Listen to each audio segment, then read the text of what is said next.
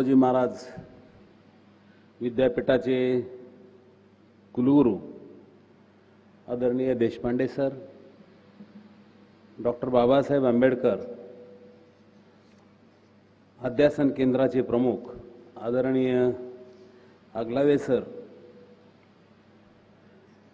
यांनी मला आपल्या सर्वांसमोर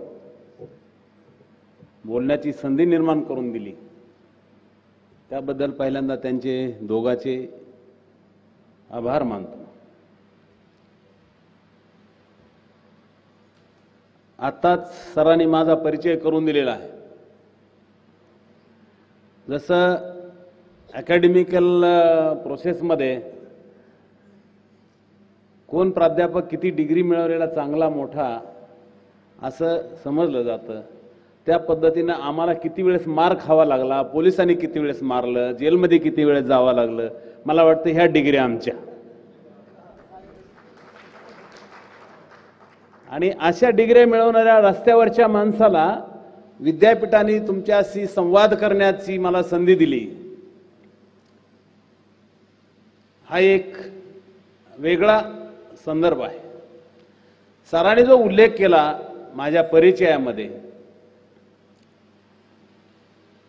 की या ठिकाणी येताना माझा जरी पोतराच बाप होता सर, तर 1956ला तसं माझं वय चुकीचं लागलेलं आहे सर। 1956ला बाबासाहेब वारले आणि एका खेड्याला मागायला गेले, त्यावेळेस मी लहान होतो। त्यावेळेस माझ्या आईनं माझ्या वडिलाला कळलं बाबासाहेब वारले म्हणून, तर माझ्या वडिलांनी भीक मागितली नाही, तसेच घरी आले आणि माझ्या आईने विचारलं, अहो आज तुम्ही असंच घरी खाली हाताने आलात, आज काय करायचं? त्यावेळेस माझ्या वडिलांनी माझ्या आईला दिलेलं उत्तर मला आजही आठवतंय, अगं आपला लय मोठा पुढारी मेला म्हणा, आज आपण कसं तरी उपाशी दिवस काढू, पण मी भीक मागितलं नाही, खाली हाताने आलो, एवढी जाणीव माझ्या वडिलाला होती। आणि म्हणून आई वडिलांनी मला शिक्षणाची संधी दिली। त्या गावात शिकत असताना अनेक संघर्ष झाले। मी काही बाबासाहेबांचे विचार, मला या ठिकाणी कदाचित मी इथं आलो नसतो सर, मला शाळेत घातलं नसतं, इथं आलोच नसतो। माझ्या गावात शाळा आणि शिक्षण हे काही नव्हतं आणि त्या काळात माझ्या गावात एकही महाराचं घर नसताना माझ्या बापाला महार समाजाचा आणि बौद्ध समाजाचा संपर्क आला, त्यामुळं मला शाळेत घालायचा आणि ती विचारधारा सुचण्याची एक प्रक्रिया सुरू झाली। माझे मित्र आजूबाजूचे, त्याच्यामुळे मी शाळेत गेलो आणि जर शिकलोच नसतो तर कदाचित मी तुमच्या समोर आलो नसतो, मी ऊसतोड कामगार झालो असतो किंवा चांगला पोतराज झालो असतो। या ठिकाणी डॉक्टर बाबासाहेब आंबेडकरांमुळे मला आपल्या समोर येता आलं। शिकत असतानाच सर अनेक प्रसंग मला आठवतात, त्या माझ्या पुस्तकात नोंद आहे। माझे सख्खे चुलत भाऊ जनावरं काढायचे, त्यावेळेस माझ्या स्वतःच्या हाताने मी माणसाची विष्ठा त्या जनावराला लावण्याचं काम केलं आणि म्हणून स्वकीयांकडून आणि परकीयाकडून दोन्हीकडून मी शत्रुत्व स्वीकारून ते दोन्ही शत्रुत्व पचवून इथपर्यंत येता आलं, मला दोन्ही शत्रुत्व पचवले। डॉक्टर बाबासाहेब आंबेडकर अध्यासन केंद्राच्या वतीनं मी आता काही गप्पा मारत होतो, पराते सर आणि सोनटके सर, की रिटायर होऊन सुद्धा त्यांनी सांगितलं की फुलझेले म्हणून आहेत, एक तर रिटायर होऊन 72-76 वर्षे वय असून डॉक्टर बाबासाहेब आंबेडकर अध्यासन केंद्रामध्ये अभ्यासाचं काम करतात। या ठिकाणी हे अभ्यासाचं काम करत असताना हे आम्ही आमच्यासाठी करत नाही, आम्ही तर नोकऱ्या केल्यात, आम्ही हे लोकांसाठी अभ्यासाचं काम करतो। आणि मला वाटतं मी सुद्धा जे शिकलो ती माझ्या कुटुंबासाठी नाही तर लोकांसाठी शिकलो आणि लोकात ते विचार मांडण्याचं काम केलं। एक छोटा कार्यकर्ता म्हणून गावात जाऊन जमिनीच्या प्रश्नापासून ते अन्याय अत्याचाराच्या प्रश्नापर्यंत काम करत आलो। काही संघर्षाचे उदाहरणं देता येतील, काही कामाचे उदाहरणं देता येतील। हे काम करत असताना अनेक वेळेस उपाशी दिवस काढावे लागले आणि सरांनी जो उल्लेख केला की माझ्या मुलाचं नाव मिलिंद ठेवलं. लग्न झालेलं मला कळत नाही, लहानपणी लग्न झालं सर माझं लहानपणी. आणि 1978ला मुलगा झाल्यानंतर माझ्या वडिलाची इच्छा त्याचं नाव लक्ष्मण ठेवावं. पण मला मिलिंद महाविद्यालयात शिकायला येता आलं नाही. त्यावेळेस मी BA सेकंड इयरला होतो. येता आलं नाही, पण मला मिलिंद महाविद्यालयाची प्रचंड आस्था होती. मी पॅन्थरमध्ये होतो. त्यावेळेस मी बाबासाहेबाचे मिलिंद प्रश्न हे पुस्तक वाचलं होतं आणि त्यामुळं माझ्या मुलाचं नाव मिलिंद ठेवलं. मला वाटतं 1978लाच मी बौद्ध विचार स्वीकारला आणि बौद्ध धम्माचा 1978ला स्वीकार केला. आणि ते केला नसता मिलिंदचं नाव लक्ष्मण ठेवलं असतं तर मिलिंद सुद्धा पोतराजच असता, कारण माझ्या वडिलांना पोतराज सोडायचा संदेश दिला होता. ह्या सगळ्या गोष्टीचा घडामोडी आहेत, ह्या संघर्षाच्या घडामोडी आहेत. आणि आपण या सभागृहात बसलेले सगळेच माणसं संघर्षातले आहोत. वेगवेगळा संघर्ष आहे. तो सामाजिक आहे, सांस्कृतिक आहे, आर्थिक आहे, राजकीय आहे, सगळा संघर्ष आहे. या सभागृहातले जवळपास सर्व माणसं संघर्षातून आलेले माणसं आहेत. तो वेगळ्या प्रकारचा संघर्ष आहे. आणि त्या वेगळ्या प्रकारच्या संघर्षातून मला एक संघर्ष करणारा माणूस या ठिकाणी बोलवला. त्याबद्दल विद्यापीठाचे कुलगुरू आणि आगलावे सर यांचे मनापासून आभार मानतो सर. अनेक वेळेस पाहुणा आल्यानंतर तुम्ही सर मला स्वागतासाठी उभा राहिलात. तर एक गाव आहे नांदेड जिल्ह्यात राजुरा नावाचं. तर त्या गावात एका चर्मकार मुलांचं घर जाळलं होतं. गावच्या राजूरकर पाटलांनी घर जाळलं, त्याला मारलं. आणि एक 15-20 दिवसांनी आमच्याकडे आला. तो आल्यानंतर त्याला कळलं की आमच्याकडे भांडण आलंय म्हणून. तर गावाच्या बाहेर 6 सर्ण रचले. तुम्ही जे मला फुलं दिले तसे त्यांनी 6 सर्ण रचले. आमचे गावात जर प्रवेश केला तर एकावर नाव टाकलं एकनाथ आवाड, दुसऱ्यावर नाव टाकलं सखाराम वाघमारे, तिसऱ्यावर तुकाराम वाघमारे, चौथ्यावर सुभाष गायकवाड, असे 6 सरणावर 6 जणांची नावं टाकले आमचे. आणि गावात प्रवेश केला तर त्यांना या सरणात टाकून जाळायचा असा त्यांचा निर्णय. मला वाटतं एका गावात सर्ण रचले आणि एका ठिकाणी विद्यापीठात एक पुष्पगुच्छ देण्याची संधी मला वाटतं ते सर्ण रचून त्या सरणाला इजवण्याचं काम आम्ही केलं आणि त्या आंबेडकरी विचाराच्या ताकदीनं केलं. म्हणून आम्हाला आज या विद्यापीठामध्ये येऊन भाषण देण्याची संधी मिळत आहे. त्या ठिकाणी सगळं गाव गेलं सर. ते गवई PG गवईंचे चिरंजीव, त्यांचं नाव मला आठवलं, गवई नावाचे कलेक्टर होते नांदेडला. सगळं गाव गेलं आणि म्हणले यांच्यावर बंदी घाला, हे गावात कसे येतील. पण आम्ही आधीच सांगितलं होतं तुम्ही काय जाळता, तुमच्या जाळण्याचं सरण तर आम्ही रचणारे माणसं, आम्ही सरण रचतो, तुमचे लाकडं आम्ही वाहतो. पण जिवंतपणे आमचं सरण तुम्ही रचलं ना आमचे लाकडं वाहिले, त्याबद्दल तुमचे मनापासून आभार मानतो. उलट काम झालं ना, लाकडं व्हायचं काम आमचं, पण त्यांनीच आमच्या सरणाचे लाकडं वाहिले. म्हणून एक आत्मबलिदान परिषद लावली तिथं आम्ही. तुम्ही काय जाळता, आम्ही जळायला तयार आहोत. त्या गावात 25,000 लोक जमले. आमचं सरण जाळलं नाही सर. त्या गावातल्या लोकांनी 25,000 लोक जमल्यानंतर गावातल्या लोकांनी गाव सोडलं. गायीची विष्ठा पूर्ण पाण्यात कालवली होती. पूर्ण पोलिसांनी पाण्याची व्यवस्था केली आणि त्या गावात परिषद झाली.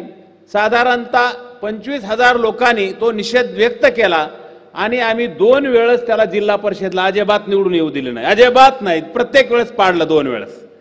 तिसऱ्या वेळेस आला आणि म्हणला माझ्या परिषदेचं आणि त्या अन्यायाचं मला फलित मिळालं, यावेळेस मला निवडून द्या मला. आणि तुम्ही तर आंबेडकरी माणसं आहेत, तुम्ही माफ करताल. आम्ही तिसऱ्या वेळेस त्याला निवडून दिले साहेब. आणि अन्याय करणाऱ्याला सुद्धा माफ करणे हे खरं आंबेडकरी विचाराचं चळवळीचं काम आहे. अन्याय करणाऱ्याला सुद्धा माफ करायचं, मन मोठं ठेवणं, विचार मोठा असणं, आपली कृती मोठी असणं, हे काम करत असताना गायरनाच्या प्रश्नावर संघर्ष आहे. त्या पुस्तकात एक नोंद आहे सर, रेडे काटायचे, रेडे काटायचे. आणि ते माझे वडील त्यावेळेस ते रेडे काटायला ते मदत करायचे. तर विद्यापीठात हे तुम्हाला असलं ऐकायची सवय नाही, पण ते ऐकवलं पाहिजे थोडंसं. तर मी ठरवलं की या गावात रेड्याची हत्या होऊ देणार नाही. आणि ते मांग लोक सगळे रेडे काटायचे आणि ते हत्या होऊ देणार नाही. मी माझ्या हातानं माझ्या वडिलाचे केस पोतराजाचे कापलेले आहेत, माझ्या हातानं. एकट्या माझ्या बापाचे कापले नाहीत तर मी 1200 पोतराज माझ्या हाताने कापलेले आहेत. 1200 पोतराज एक चळवळ म्हणून उभी केली ती. आणि त्या गावात गेल्यानंतर तिथल्या गावातल्या एका जमीनदारांनी सांगितलं, जर एकनाथ अडवायला आला तर पहिल्यांदा एकनाथला कापून नंतर हाले कापू. मी एका भाषणात, जयंतीच्या भाषणात मुद्दा मेळाव्यात सोडून दिला की उद्या अमुक अमुक गावात मला कापणार आहेत आणि मी सकाळी 7 वाजता त्या गावात प्रवेश करणार आहे. कदाचित 8 वाजता मला कापलं जाईल आणि 9 वाजता रेड्याची हत्या होईल. त्याची CIDनं नोंद घेतली. CIDनं नोंद घेतल्यानंतर रात्री 12 वाजता 100 SRP आणि पोलीस त्या गावात आले. ते रेडे जप्त केले. दुसऱ्या दिवशी सकाळी गेलो तर मी मामीच्या माझ्या दारात बसलो जाऊन, चुलत मामी. त्यावेळेस माझी मामी असली शिव्या देत होती, अगदी ग्रामीण भाषेतल्या शिव्या, की आमच्या तोंडातला घास काढला, वाटोळं केलं, काय काय काय काय सगळ्या ग्रामीण भाषेतल्या शिव्या. तर त्या शिव्या देत असताना मी शांतपणे ऐकत होतो आणि मामी बाहेर आली आणि मला विचारते, भाषेबाबा तुम्ही कधी आलात? मामी म्हणलं, तुम्ही ज्यावेळेस पहिली शिवी दिली त्या पहिल्या शिवीलाच तुमच्या दारात येऊन बसलो. त्याला न विलाज होता, मला काय करू. या सगळ्या अशा संघर्षाच्या गोष्टी करत असताना, काम करत असताना मी रचना 100 अशा हजारो उदाहरणं कामाचे देता येतील. पण हे काम करत असताना रचनात्मक काम सुद्धा समोर ठेवलं. 1944ला डॉक्टर बाबासाहेब आंबेडकरांनी, निजाम हैदराबाद राज्यात बाबासाहेबाला येण्याची परवानगी नव्हती.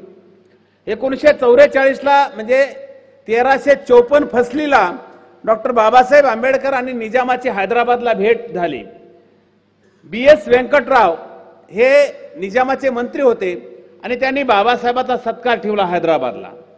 त्यावेळेस बाबासाहेब, निजाम आणि BS व्यंकटराव यांचा संवाद झाला आणि त्यावेळेस बाबासाहेबांनी निजामाला सांगितलं की आमच्या समाजाने तुमची सेवा खूप केली, तुमचे पैसे जे आहेत ते चावडीपर्यंत आणि चावडीपासून तुमच्या खजिन्यापर्यंत पोहोचवायचं काम केलं, त्याच्या मोबदल्यात तुम्हाला आम्हाला काही मिळालेलं नाही. म्हणून आमच्या समाजाला तुमच्या ज्या गाव पातळीवर पडीक जमिनी आहेत त्या आमच्या समाजाला मिळाल्या पाहिजेत असं मागणी केली. त्यावेळेस निजामानं ये जमीन धेड मांगो को दी जाती असा GR काढला आणि तो GR डॉक्टर बाबासाहेब आंबेडकरांच्या काळात बऱ्याचशा लोकांना जमिनी मिळवल्या. त्याच्यानंतर दादासाहेब गायकवाडच्या आंदोलनात जमिनी मिळवल्या. त्याच्यानंतर पॅन्थरच्या काळात जमिनी मिळाल्या, RPIच्या काळात जमिनी मिळाल्या. तरीही काही जमिनी पडक होत्या. म्हणून त्या जमिनीचा आम्ही अभ्यास केला पहिल्यांदा. सर, जमिनीचे एक गट पाडले, वेगवेगळे गट कसे पाडले की ज्या गावात जमीन दलितांना काढलेली आहे त्याचा अभ्यास केला. एक तर ह्या गावातले दलित डिरिंगबाज असले पाहिजेत म्हणून यांनी जमीन काढली, हुशार असले पाहिजेत आणि गावातल्या लोकांना भेडवण्याची ताकद या दलितात आहे म्हणून यांनी जमीन काढली. म्हणून त्या जमिनी नावच्या झाल्या आणि कास्त करत आहेत. म्हणून यांना या जमिनीचा विकास केला पाहिजे आणि यांना सरकारी सगळ्या योजनेचा लाभ मिळाला पाहिजे. हा एक या जमिनीचा एक क्रायटेरिया ठरवला. दुसरी जमीन नावची झालेली नाही पण दलितांनी ताब्यात घेतलेली आहे. म्हणजे त्याला 1944 पासून ते 1978 1991 डॉक्टर बाबासाहेब आंबेडकरांच्या जन्मशताब्दीच्या निमित्ताने सुधाकरराव नाईकांनी एक आधी आदेश काढला होता. याप्रमाणे या जमिनीचे कागदपत्र करायचे. तिसरी जमीन, ज्या गावात जमीन आहे, सर जमीन आहे पण ती दलितांना काढलेली नाही, त्याचं कारण त्या गावचे दलित एक तर गरीब आहेत आणि अल्पसंख्य आहेत, हे कारण असलं पाहिजे. आणि गावातले लोक अग्रेसिव्ह असले पाहिजेत म्हणून ही गावातली जमीन पडक आहे. म्हणून त्या तिसऱ्या गावातले जमीन काढली पाहिजे. म्हणून दादासाहेब क्षीरसागर असेल किंवा आम्ही असोत किंवा BS कांबळे असेल किंवा अनेक कार्यकर्त्याचा संच, तिसऱ्या नंबरची जमीन मिळाली पाहिजे असा संघर्ष सुरू केला आणि साधारणतः 1 लाख कुटुंबाला ती जमीन काढायला प्रवृत्त केलं. 1 लाख कुटुंबाला ती जमीन काढत असताना अनेक उदाहरण असे घडलेले आहेत.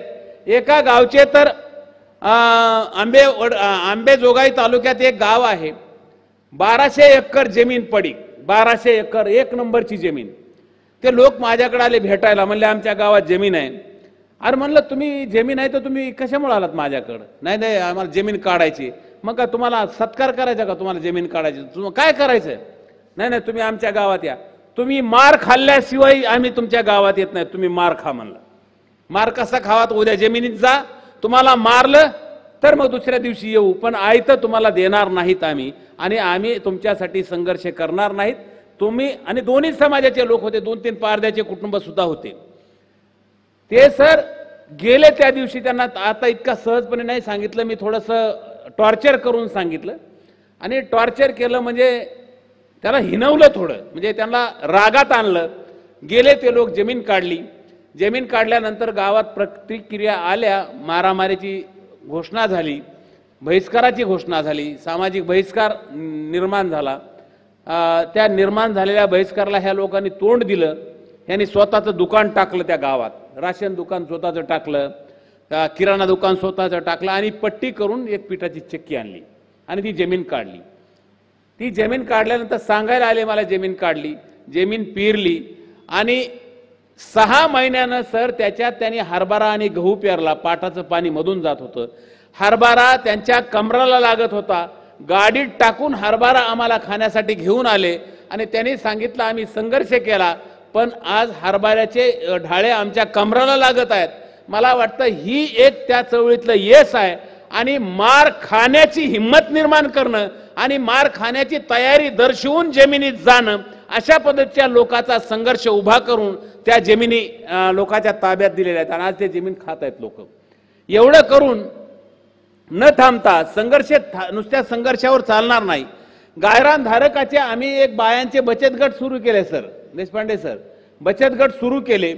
साधारणतः आज 5000 बचत गट आहेत बायांचे आणि त्यात सर्व जाती धर्माच्या बाया घेतल्या, सर्व जाती धर्माच्या. त्या बायाला आट काय घातली, पोतराज कुणी सोडायचं नाही. जर बचत गटात यायचं असेल तर पोतराज कुणी सोडायचं नाही. तिसरी गोष्ट, गावातली पडीक जमीन ही पडीक ठेवायची नाही, ती काढायची. त्याचं कारण राष्ट्रीय संपत्तीत भर पडली पाहिजे. जमीन काढली तर राष्ट्रीय संपत्तीत भर पडेल आणि आपण जगू. आपण जगलो म्हणजे राष्ट्र जगलं, आपण उपाशी तर राष्ट्र उपाशी. आपल्यासाठी राष्ट्र आपलं पोट आहे असं त्यांना समजावून सांगितलं. तिसरी गोष्ट, मुलं जी आहेत, मुलगी असो किंवा मुलगा असो, ते शाळेत घातलेच पाहिजेत, त्याला दुसरा काही पर्याय नाही आणि शिकवले पाहिजेत आणि बचत गटात रेग्युलर आलं पाहिजे. त्या बचत गटाची आम्ही एक सावित्रीबाई फुलेच्या नावानं बचत गटाच्या ब्रँच उभ्या केल्या आणि आज त्याचं फेडरेशन उभा केलंय. विजय महाजन नावाचे हैदराबादचे एक ब्राह्मण समाजाचा मोठा माणूस आहे. आम्ही त्यांच्याकडे गेलोत आणि आम्हाला सर आमचे 3.5 कोटी रुपये होते आमचे त्या बायांचे, पण आम्हाला 1.5 कोटी रुपये कमी पडत होते. तर रिझर्व्ह बँक रजिस्ट्रेशन देणार होती ना, तर देणार नव्हती. आम्ही त्यांच्याकडे VM महाजनकडे गेल्यानंतर VMने 1.5 कोटी रुपये दिले आणि गेल्या महिन्यात 12 तारखेला आम्हाला रिझर्व्ह बँकेची परमिशन मिळालेली आहे. देशात दलिताची महिलांची एक बँक पहिली आहे आणि आज त्या बँकेचा 10 करोडचा टर्नओव्हर आहे, 10 करोडचा टर्नओव्हर. ही बाया चालवतात सर, बाया. तर एक गावात असंच उदाहरण आहे. एक गावातून एक धनगर समाजाची बाई आणि 2 दलिताच्या बाया आम्ही जाणून बुजून असे ग्रुप केलेले आहेत. वेगवेगळ्या जाती समूहाचे 3 असे महिला पैसे वसूल करण्यासाठी. तर ते बाया तिघी जणी घेतले पैसे, बचत गटाचे 3 लाख रुपये वसूल झालेले बँकेत भरायला चालल्या. त्यावेळेस गावचा एक पुढारी त्या गाडीत बसायला आला, सरपंच. त्यावेळेस त्या ह्यानं गाडीवाल्याने सांगितलं मला गाडी न्यायची नाही, तुम्ही मागं बसा, नाहीतर मागं बसा. त्या म्हणल्या का रे बाबा, आम्ही पैसे देतोत ना, आम्ही का गाडीत बसायचं नाही. ते पुढारी आलेत म्हणे त्यांना गाडी न्यायची. तर पुढारी असेल तरी चालेल म्हणली. एक बाई म्हणती, 12 ठिगळाची चिंदी नेसणारी बाई म्हणते की ही गाडी तुझी आताच खरेदी करील आणि 3 लाख रुपये तुला देईल, पण मी गाडीच्या खाली उतरणार नाही, हे सांगते ती बाई. मला वाटतं ते यश आहे त्या चळवळीचं आणि त्या बाईनं हे बोलणं, मला वाटतं हे खरं चळवळीचं यश आहे आणि त्या पद्धतीचं काम या बचत गटाच्या माध्यमातून होतंय. बचत गट त्या पद्धतीनं काम करतायत आणि महिला त्या पद्धतीनं काम करतात. आज कॅम्पेनिंग शिक्षणाचा बाया करतात. शिक्षणाचे जून जुलैला मुलं शाळेत घातले पाहिजेत म्हणून त्याचं कॅम्पेनिंग करतात आणि ते मुलं शाळेत घातले पाहिजे त्याच्यासाठी प्रयत्न करतात. आज या पद्धतीचं काम 10 करोडचा टर्नओव्हर आहे. कालच आम्हाला रत्नाकर बँक कोल्हापूरने 2 कोटीची मंजुरी दिली सर, की या बायांना कर्ज देण्यासाठी 2 कोटी रुपये कर्ज मिळालेलं आहे आणि असं 10 करोडचा टर्नओव्हर त्या महिलांच्या बचत बँकेचा सुरू आहे. हे जर काम यशस्वी झालं तर मला वाटतं आपण आंबेडकरी जे माणसं आहोत तर खेडे आपल्याला टार्गेट करावे लागतील. खेड्यातले जे माणसं गुलाम आहेत, प्रचंड भीतीखाली आहेत, प्रचंड साधनाशिवाय जगतात आणि गुलामीत आहेत, त्या माणसाला समोर ठेवून एक एक माणसानं एक एक गाव दत्तक घेतात, त्या पद्धतीनं गाव घेतले तर आंबेडकरी इजम हा शहरातला आंबेडकरवाद खेड्यात पोहोचेल आणि खेड्यातला माणूस हा स्वाभिमानी पद्धतीने जीवन जगल। मला वाटतं हा स्वाभिमानाचा लढा आहे, तो लढा बाबासाहेबांनी उभा केला। आज जे उल्लेख झाला, मी मुद्दाम होऊन 19 आणि 20 मार्चचा आधी उल्लेख केला नाही। 19 आणि 20 मार्च हा एक क्रांती दिवस आहे, तसा आपल्याला प्रत्येकाला बाबासाहेबाची क्रांती ही प्रत्येक दिवशी उभी करावी लागेल, तर समाज घडेल, नसता समाज घडणार नाही। समाजाला घडवायचा असेल तर पहिल्यांदा आपल्यालाही काही गोष्टी कराव्या लागतील आणि आपल्याला त्या पद्धतीने जावं लागेल। आपण शांतपणे जगलो तर समाज सुद्धा शांत असेल। एक सरकारचा आणि इंग्लिशमध्ये इंग्रजांचं वाक्य होतं, शांतता आणि सुव्यवस्था। जर शांतता सुव्यवस्था राहिली तर गुलाम हे गुलाम राहतात आणि मालक हे मालक राहतात। मला वाटतं आंबेडकरी थॉट्समध्ये गुलाम गुलाम नाही राहिले पाहिजेत आणि मालक मालक नाही राहिले पाहिजेत। गुलाम हे मालक होण्यासाठी प्रयत्नशील झाले पाहिजेत आणि गुलामाचा लढा मालकीसाठी असला पाहिजे आणि मालकाने गुलामासाठी वागायला तयार झालं पाहिजे, गुलामाच्या बरोबर वागायला तयार झालं पाहिजे। हा बॅलन्स पॉवर आहे, रिड्यूस दी पॉवर आणि इन्क्रीज दी पॉवर, अशा दोन पद्धतीचा संघर्ष आपल्याला उभा करावा लागेल। हा संघर्ष सिव्हिल राईटचा आहे, मूलभूत हक्काचा आहे, शिक्षणाचा आहे, साधनाचा आहे आणि माणूस उभं करण्याचा संघर्ष आहे। मला वाटतं तो माणूस उभं करण्याचा संघर्ष आपल्याला करावा लागेल आणि ते असं काम करत असताना आपल्याला अनेक संकट येणार आहेत, पण मला वाटतं संकट हे माणसाला खुलवतात, संकट हे माणसाला फुलवतात। संकट आले नाही तर माणसं घडत नाहीत आणि जी माणसं घडलेत ते संघर्षातले माणसं घडलेले आहेत। म्हणून बाबासाहेबाला एवढे संकट आले, म्हणून बाबासाहेब संकटामुळे त्या संकटावर मात करून अनेक संकटातल्या माणसाला मुक्त करण्याचा संदेश देऊ शकले, संघर्ष करू शकले। म्हणून बाबासाहेबाचा जो संघर्ष होता तो संघर्ष जगण्याच्या साधनावरचा संघर्ष होता। बाबासाहेबाचा संघर्ष होता तो माणूस उभा करण्याचा संघर्ष होता। बाबासाहेबाचा संघर्ष होता तर या राष्ट्रातले गुलाम माणसं हे माणसासारखं जगले पाहिजेत, हा संघर्ष होता। आणि म्हणून बाबासाहेबांनी दोन पद्धतीने संघर्ष सांगितलेले आहेत आपल्याला। एक प्रशासकीय लेवलचा संघर्ष, बाबासाहेबाचा खाजगी संस्थांवर विश्वास नव्हता, म्हणून बाबासाहेबांनी घटनात्मक काही तरतुदी करून ठेवल्या। त्या घटनात्मक तरतुदी काय आहे? संरक्षणाची जबाबदारी घटनेत सांगितलेली आहे। माणसाला जगण्याचं साधन उभं करण्याची सरकारची जबाबदारी आहे, ते सांगितलेलं आहे।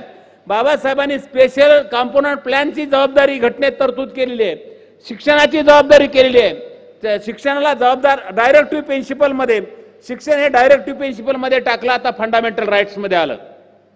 असा एक इंटलेक्च्युअल संघर्ष बाबासाहेबांनी उभा केला, तो कॉन्स्टिट्यूशनच्या माध्यमातून केला, आपल्या लिखाणाच्या माध्यमातून केला आणि सरकारला स्टेट ॲज अन स्टेट हे स्टेट जबाबदार विकासासाठी धरलं पाहिजे।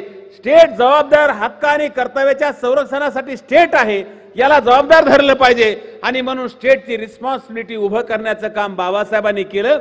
आणि दुसऱ्या बाजूला ती स्टेटची रिस्पॉन्सिबिलिटी स्टेट पार पाडत नसेल तर तुम्हाला रस्त्यावर आणून, रस्त्यावर संघर्ष करून स्टेटला जबाबदार धरून तुम्हाला लढून त्या सगळ्या साधनं तुमच्या पदरात पाडून घेतले पाहिजेत, असा हा दुसराही संघर्ष उभा केला। आणि म्हणून महाडच्या चौदार तळ्याचा सत्याग्रह 1920 ला उभा केला आणि एक नवा प्रवाह उभा केला। आणि मला वाटतं हाय टू लो म्हणजे दोन्ही पद्धतीचे संघर्ष जमातीचा कसा करता येतो ते बाबासाहेबांना एकमेव उदाहरण सांगितलेलं आहे। मनुस्मृती ही बाबासाहेबांना जाळलेली नाही, आजही चौदार तळ्याचे सत्याग्रह, अनेक गावात चौदार तळे आहेत पण त्या तळ्यावर प्रवेश नाही।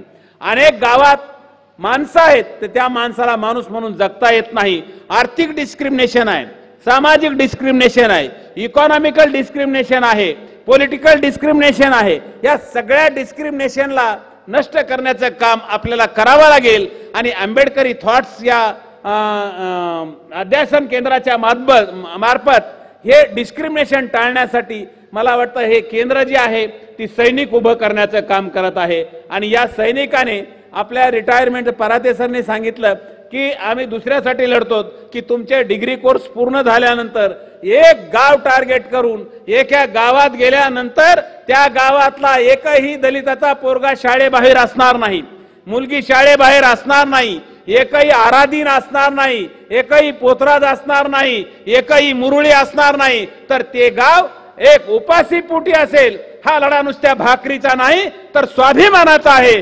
भाकरीनं माणूस उपास काढू शकतं, पण स्वाभिमानानं माणूस जगू शकत नाही, म्हणजे बिना स्वाभिमानाचा जगू शकत नाही. असा एक भाकरीचा आणि स्वाभिमानाचा दोन्ही संघर्ष आपल्याला उभे करावे लागतील, तर हा देशाला घडवण्याचं काम आपल्याला करता येईल, नसता भविष्यात करता येणार नाही. जसे बाबासाहेबांनी 2 लढे सांगितलेले आहेत, तसे ते दोन्ही लढे हे एक ग्रुपच्या माध्यमातून सर, कॉन्स्टिट्यूशन मध्ये जबाबदारी ही समूहाची जबाबदारी आहे. समूहाची, संरक्षण समूहाला, विकास समूहाचा, म्हणजे स्कॉलरशिप दिली तर सगळ्या समाजाला, दलित समाजाच्या मुलांना स्कॉलरशिप मिळाली पाहिजे.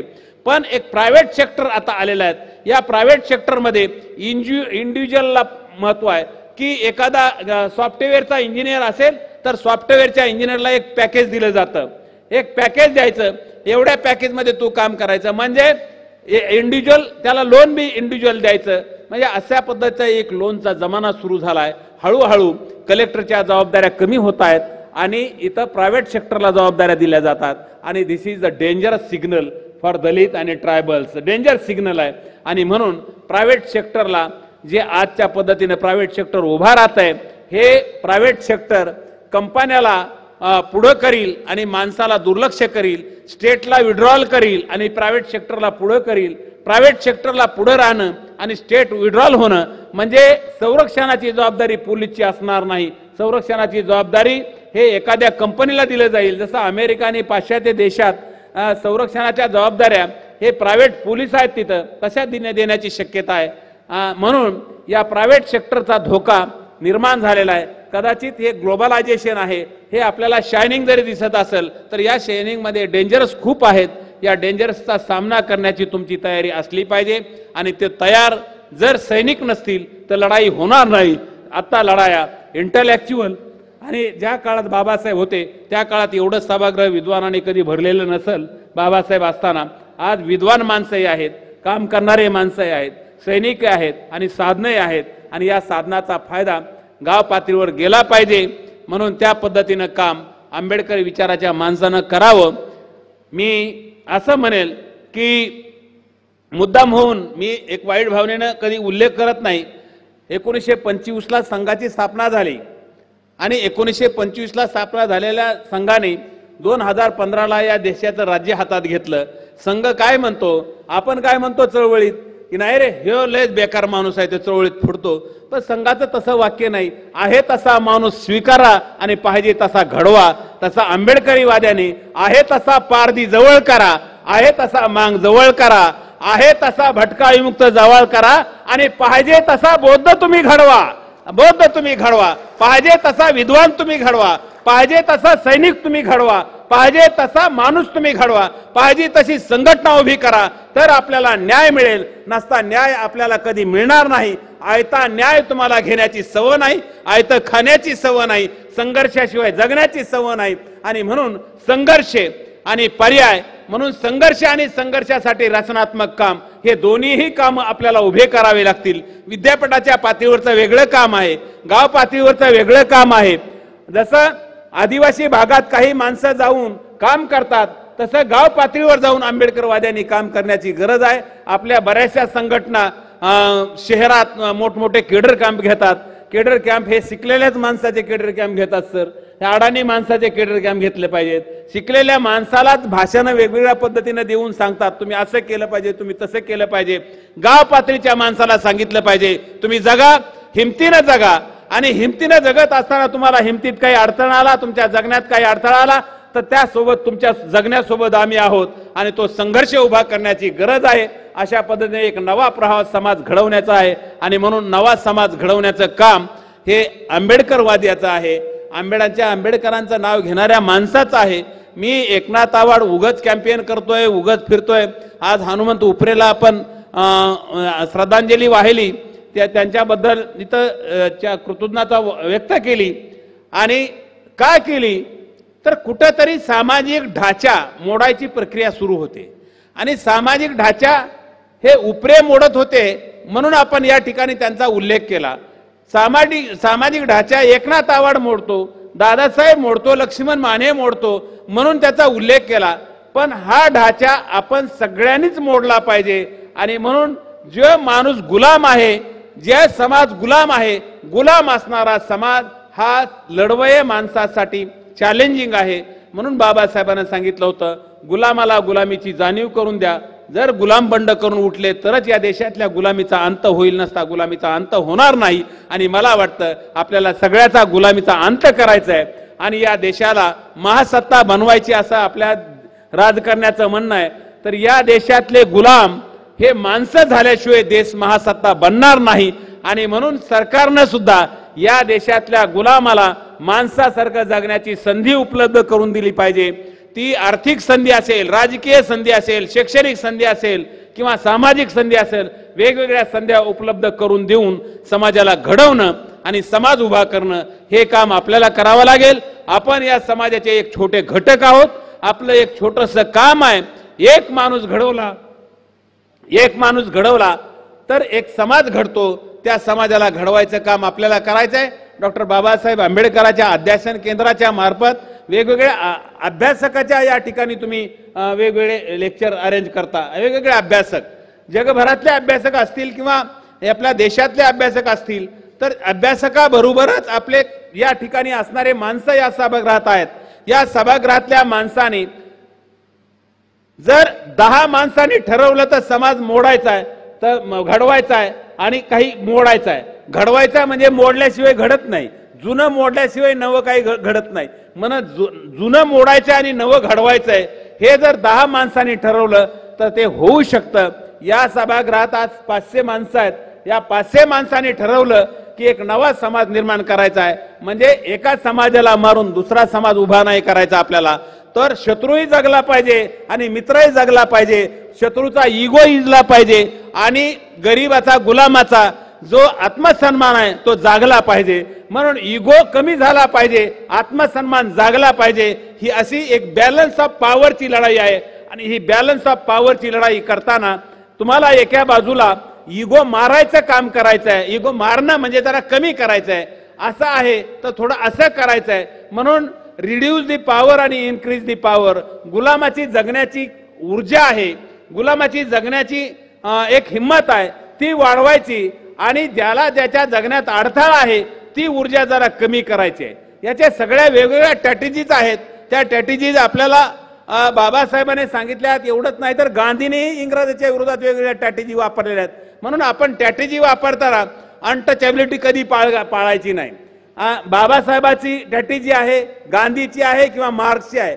आपल्याला बदलायचा आहे तो गुलाम बदलायचा आहे, कुणाला सोबत घेऊन गुलामाला बदलायचं आहे, याचा तुम्ही संदेश लक्षात घ्या।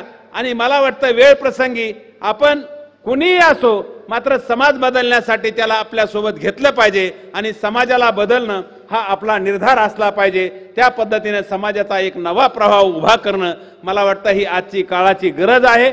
आज आपल्याकडं संघटना किती, तर एक माणूस संघटना, आज जातीचे संघर्ष उभा राहिलेत, वेगवेगळ्या जाती संघर्ष उभे राहिलेत, वेगवेगळ्या जाती आपापल्या आयडेंटिटी शोधत आहेत सर, वेगवेगळ्या जाती आपापल्या आयडेंटिटी शोधत आहेत आणि आयडेंटिटी शोधणं हे डेंजरस आहे परिवर्तनासाठी। आयडेंटिटीमध्ये जात आहेत, आयडेंटिटी ह्या जातीच्या आयडेंटिटी शोधायच्या आणि जातीत मशगूल व्हायचं, म्हणजे गुलामाला नशा देण्याचं काम मार्क्सच्या भाषेत हे होत आहे। आणि ती नशा घडली तर आणखीन जातीचे संघर्ष उभा राहण्याची शक्यता आहे। म्हणून जातीचे संघर्ष उभा राहण्यापेक्षा एक समतेचे संदेश उभा करण्याची गरज आहे, समतेचे लढे उभे करण्याची गरज आहे। म्हणून आयडेंटिटी स्ट्रगल मध्ये आज दलित समाजातले आणि बौद्ध मांग सगळे जात आहेत, तर आयडेंटिटी स्ट्रगल पेक्षा एक समतेचा संघर्ष उभा राहायला पाहिजे। आयडेंटिटी मध्ये वेगवेगळ्या जाती समुदायाचे संघर्ष उभा राहणं म्हणजे गुलामाचं डिव्हायडेशन होणं, गरीबाचं डिव्हायडेशन होणं, गरीब आजूबाजूला फुटणं आणि गरीबाच्या चळवळी ह्या क्षीण होणं, अगदी खुळखुळ होणं, खिळखिळ चळवळी झाल्या तर न्याय मिळणं अवघड आहे। म्हणून बाबासाहेब म्हणतात, बुद्धाला शरण जाताना संघाला शरण जातात आणि सगळ्या गोष्टीचा उल्लेख मी करत नाही, तुम्ही सगळे जाणकार मंडळी आहेत। तर बाबासाहेबांची अपेक्षा होती की आपल्या समाजातल्या माणसाने शिक्षक झालं पाहिजे, गाव पातळीवरच्या माणसाला, अडाणी माणसाला शिक्षक बनून तो घडवला पाहिजे। 60व्या वर्षी हे विद्यापीठ माणसं घडवतंय, तर तसा 5व्या वर्षापासून घडायला सुरुवात झाली पाहिजे। हे एक नव चळवळीचा प्रभाव आपल्याला उभा करावा लागेल। आज तुम्ही म्हणता तुम्ही काय सगळे सांगायला हे करावं लागेल ते करावं लागेल। मी सर भिकाऱ्याचं पोरग आणि पारद्याच्या माणसाला जमिनीत जाऊन जमीन कसायला लावतं आणि अडवणारला त्यांचा पराभव करायला लावतं, ही काही कमी गोष्ट नाही। एका बाजूला गावच आपल्या अंगावर घ्यायचं। मला वाटतं कुस्त्याच्या फडात कुस्ती होत असताना तुम्ही बघितली असेल का नाही मला माहिती नाही, कुस्त्याच्या फडात दोघाची झटपट लागल्याशिवाय बदल होत नाही, कुस्ती होत नाही। तुम्ही त्या टीव्हीवरच्या कुस्त्या बघता ना, दोघं एकूणाच्या अंगावर गेल्याशिवाय कुस्ती होत नाही। तसंच तुमचा मालक आणि गुलाम दोघाचा संघर्ष झाल्याशिवाय कुस्ती होणार नाही आणि बदल होणार नाही। दह्याचं लोणी ताक केल्याशिवाय निघत नाही, तसा हा सामाजिक संघर्ष आहे। तो सामाजिक संघर्ष हा होणार आहे तरच गुलामीचा अंत होणार आहे आणि मालकाचा इगो सोडा कमी होणार आहे। आणि या मालकाच्या इगोला थोडं गुलामानी जाणीव करून द्यायची की मीही माणूस आहे, मला माणसासारखं जगता आलं पाहिजे। आणि म्हणून जगताना मालक आणि गुलामाचा संघर्ष झाला। मी आणि विवेक पंडित आम्ही सोबत काम करत होतो मुंबईत, वसई, ठाणे, पालघर या भागात, आदिवासी भागात साधारणतः 5000 वेठबिगार मुक्त केले त्यावेळेस आम्ही। त्यावेळेस आदिवासी काय म्हणायचे की आम्ही जगतो मालकाच्या जीवावर, त्याच्यामुळे आम्ही काही संघटना करू शकत नाही। पण काय झालं सर, एक आम्ही स्ट्रॅटेजी वापरली। मालक आणि गड्यांचा संघर्ष उभा राहिला। एक आदिवासी गडी संघर्ष करायला उभा राहिला, त्याला मारलं आणि त्याची मिरवणूक काढली आम्ही। तर दुसऱ्या दिवशी माझ्यावर आणि विवेक पंडितवर आम्हा दोघांवर संयुक्तपणे हमला झाला। हमला झाल्यावर आम्ही म्हणलं की आता खरं काहीतरी होतंय असं गृहीत धरा, म्हणजे सिग्नल काहीतरी होतंय। संघर्ष झाल्यानंतर आम्ही त्याची मिरवणूक काढली। हा गडी वेठबिगार मुक्त झाला, गडी वेठबिगार मुक्त झाला। आखे गाव अंगावर आले चवताळून, गाव अंगावर चवताळून आल्यानंतर पराभव हा मालकाचा विजय होत नाही सर, पराभव हा मालकाचा होतो आणि विजय हा गड्याचा होतो। झाला तर तो गडी मुक्त होतो आणि मालक त्याचा गडी एक विड्रॉल होऊन माडक हा दुबळा होतो। आणि म्हणून हा लढा जो आहे तो गरीब श्रीमंतीचा लढा आहे, लढा जो आहे तो गुलाम आणि मालकांचा लढा आहे। परिवर्तनाचा लढा हा बिलकुल परिवर्तन म्हणतो ना आपण, त्या परिवर्तन असं सहज घडणार नाही। बाबासाहेबांना परिवर्तन घडवलेलं सहजासहजी घडलेलं नाही, फुलेनं परिवर्तन घडवलेलं सहजासहजी घडलेलं नाही। हे परिवर्तन घडायचं असेल तर हा संघर्ष अटळ आहे आणि संघर्ष हे आपल्याला नक्षलवाद्याच्या पद्धतीने नाही तर या देशात आज डॉक्टर बाबासाहेब आंबेडकरांनी बुद्धाचा संदेश दिलेला आहे, बुद्धाच्या पद्धतीने आहे, सिव्हिल पद्धतीने आहे, राईट बेस्ड संघर्ष आहे, कॉन्स्टिट्यूशनल संघर्ष आहे। या संघर्षाचे संदेश घेऊन सामाजिक लढे उभे करणे, समाजाला घडवणे आणि समाज घडत असताना आपणही घडणे। एन्जॉय विथ प्रॉब्लेम, संघर्ष एन्जॉय विथ प्रॉब्लेम, प्रश्नासोबत एन्जॉय करा। तुम्हाला मारायला आलं तर ऊर्जा येते, तुम्हाला तुमच्यावर जेवढी क्रिटिसाइज होईल तेवढं तुम्ही घडत राहता, क्रिटिसाइज जेवढी होईल तेवढी घडत राहता। आणि म्हणून बाबासाहेबाच्या काळात आपल्या माणसानं सुद्धा बाबासाहेबांवर क्रिटिसाइज करायला कधी मागे घेतलेलं नाही। म्हणून जेवढं आपल्याला लोक टीका करतील तेवढे माणसं घडत राहतात आणि ते घडणं हे माणसाचं काम आहे आणि माणूस घडणं हे समाजाची एक गरज आहे। तसं आजच्या पद्धतीला समाज घडवायचा असेल तर एक नवा संघर्ष उभा करण्याची गरज आहे, गाव पातळीवर जाण्याची गरज आहे। आजही गावातले माणसं सिक्युअर्ड नाहीत, आजही मराठवाडा असेल किंवा विदर्भातला काही भाग असेल किंवा पश्चिम महाराष्ट्र असेल, या सगळ्या ठिकाणी प्रॉब्लेम आहेत। महाराष्ट्र तरी बरा आहे, महाराष्ट्र त्यातली त्यात बरा आहे सर बरं का। बिहार आणखीन भयानक आहे, हरियाणा आणखीन भयानक आहे, राजस्थान आणखीन भयानक। एक बातमी होती, एक जाटाच्या कुत्र्याला एका दलिताच्या बाईने पाव टाकला, पाव टाकला म्हणून त्या कुत्र्यावर बी बहिष्कार टाकला जाटानी आणि त्या दलितावर बी बहिष्कार टाकला। इतके माणसं हुशार आहेत ते लक्षात घ्या। हे हुशार माणसं कधी परिवर्तन घडू शकतील, म्हणून त्या परिवर्तनासाठी आपल्याला दोन्ही पद्धतीचे संघर्ष उभा करून एक न्याय समाज व्यवस्था उभी करण्याचं काम आपल्याला करावं लागणार आहे। ते करत असताना विद्यापीठाची आणि विद्वानांची महत्त्वाची जबाबदारी आहे, ती जबाबदारी सुद्धा आपल्याला पार पाडायची आहे। आणि म्हणून मला वाटतं या सगळ्या संघर्षाला एक नवं तोंड, नवं रचनात्मक काम आणि नवा संघर्ष उभा करण्याची गरज आहे। मी एकनाथ आवाड म्हणून बघितलं तर मी चांगली नोकरी करू शकलो असतो, म्हणजे नोकरी करत असताना नोकरी करताही आली असती. 1980-81ला नोकऱ्या लागत होत्या सर, नाही का? त्यावेळेस लागत होत्या, नोकऱ्या लागत होत्या. पण वेड्याचं स्वरूप घेऊन काम करणं, बगलातली झोळी, ते त्यावेळेस ज्यावेळेस माझ्या वडिलाचे केस कापले सर, त्यावेळेस माझ्यावर माझ्या सासऱ्यांनी मला पंक्तीतून उठवलं. म्हणजे जेवणाची पंगत असते, ही महाराची औलाद आहे म्हणले, ह्याला पंक्तीतून उठवा. मग उठवलं. माझ्या साडूने कंदुरी केली होती, त्या कंदुरीत जेवायला बोलवलं, पण पंक्तीतून उठवलं. मला वाटतं त्यांनी मला पंक्तीत उठवलं म्हणून आज सभागृहात प्रवेश मिळाला. या जर मला त्या पंक्तीतून उठवलं नसतं तर मी त्यांच्यासारखा वाहत गेलो असतो आणि त्या समूहात आज राहिला असतो. म्हणून त्या पंक्तीत उठवण्याचा रिझल्ट आज आहे आणि एक काम करण्याची संधी मिळाली. म्हणून हे काम करत असताना तुमच्यासारख्याच्या सर्वांचे संवाद आणि गाठीभेटी होत आहेत. या गाठीभेटी होतात त्या मार खाल्ल्यामुळं होतात, शिव्या खाल्ल्यामुळं होतात. आणि म्हणून त्या शिव्या आणि मार ह्या माझ्यासाठी फुलं आहेत आणि ते फुलं वाहिले त्यांनी. म्हणून आज तुम्ही मला पुष्पगुच्छ दिला आणि त्या पुष्पगुच्छाने माझा सत्कार झाला. हा सत्कार मी जर फुले आंबेडकरी विचाराला समोर ठेवून काम केलं नसतं तर कदाचित माझा झाला नसता. म्हणून त्या कामामुळं मला तुमच्यात येता आलं आणि मला 4 शब्द मांडता आले. खूप असे संघर्ष आहेत, ते संघर्ष या स्टेजवर नाही सांगता येणार, नाही का? या स्टेजवर नाही सांगता येणार, कारण त्या सांगण्याच्या काही मर्यादा आहेत, त्या स्टेजवर नाही सांगता येणार. पण हे संघर्ष तुम्हाला, मला वाटतं एक व्हेज भाषेतले संघर्ष तुम्हाला कळलेत, नॉनव्हेज भाषेतले कळले नाहीत. आणि ते नॉनव्हेज आणि व्हेज हे संघर्ष दोन्ही पद्धतीचे आहेत. गाव पातळीवर संघर्ष थोडा टोकाचा असतो आणि तो टोकाचा संघर्ष आहे, तो एक संघर्ष आहे, तो टेटसेबल आणि अनटेटसेबल. असं टेटसेबलला अनटेटसेबलने संघर्ष करणं, तो संघर्ष त्याला शास्त्रीय पद्धत नाही, त्याला गाव पातळीवरची पद्धत आहे. त्याला गाव पातळीवरचीच पद्धत वापरून एक उदाहरण एकच देतो मी सर. एक गाव होतं परभणी जिल्ह्यात, बोरी नावाचं गाव.